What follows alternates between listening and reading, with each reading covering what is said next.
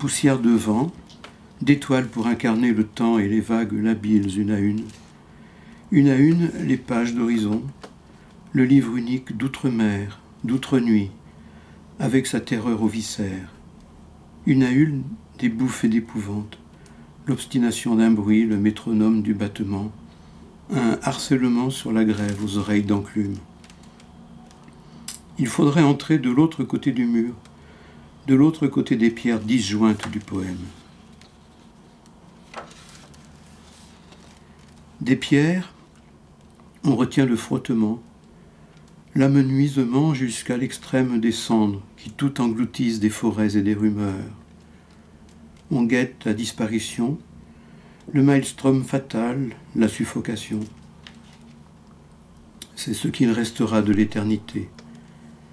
La pesanteur patente de l'éphémère, dans les particules de nuit sous les pas, dans l'insaisissable, sur les épaules courbes de l'étonnement et du doute, sous chaque va-et-vient, comme un amour de sable avec la mer, un coït depuis l'invention du mouvement. C'est cela la mer, avec ses caresses sur la fragilité du derme des grèves. Tout s'obstine à l'installation de la peur, la légèreté de l'iode, l'épaisseur du sombre, le grondement. La ville est dérisoire et dérisoire la lenteur des étoiles qui suivent les insectes dans leur aveuglement. On reste, on attend, s'enracine à la glu des goémons, à la lourdeur des brises qui penchent le cliquetis des mâts.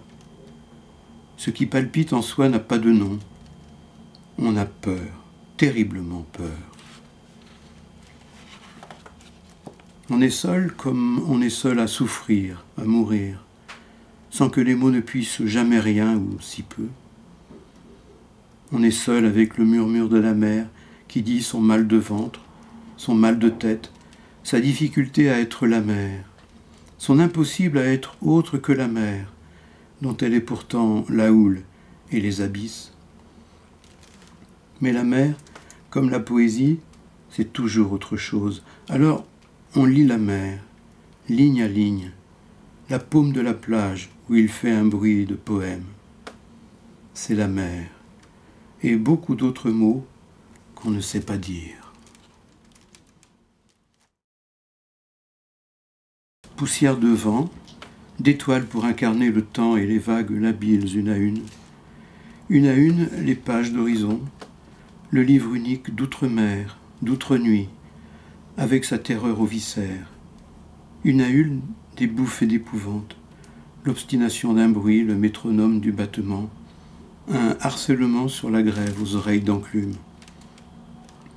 Il faudrait entrer de l'autre côté du mur, de l'autre côté des pierres disjointes du poème. Des pierres, on retient le frottement, l'amenuisement jusqu'à l'extrême des cendres qui tout engloutissent des forêts et des rumeurs. On guette la disparition, le maelstrom fatal, la suffocation. C'est ce qu'il restera de l'éternité. La pesanteur patente de l'éphémère, dans les particules de nuit sous les pas, dans l'insaisissable, sur les épaules courbes de l'étonnement et du doute, sous chaque va-et-vient, comme un amour de sable avec la mer, un coït depuis l'invention du mouvement. C'est cela la mer, avec ses caresses sur la fragilité du derme des grèves. Tout s'obstine à l'installation de la peur, la légèreté de l'iode, l'épaisseur du sombre, le grondement. La ville est dérisoire et dérisoire la lenteur des étoiles qui suivent les insectes dans leur aveuglement. On reste, on attend, s'enracine à la glu des goémons, à la lourdeur des brises qui penchent le cliquetis des mâts. Ce qui palpite en soi n'a pas de nom. On a peur, terriblement peur. On est seul comme on est seul à souffrir, à mourir, sans que les mots ne puissent jamais rien ou si peu. On est seul avec le murmure de la mer qui dit son mal de ventre, son mal de tête, sa difficulté à être la mer, son impossible à être autre que la mer, dont elle est pourtant la houle et les abysses. Mais la mer, comme la poésie, c'est toujours autre chose. Alors on lit la mer, ligne à ligne, la paume de la plage où il fait un bruit de poème. C'est la mer, et beaucoup d'autres mots qu'on ne sait pas dire.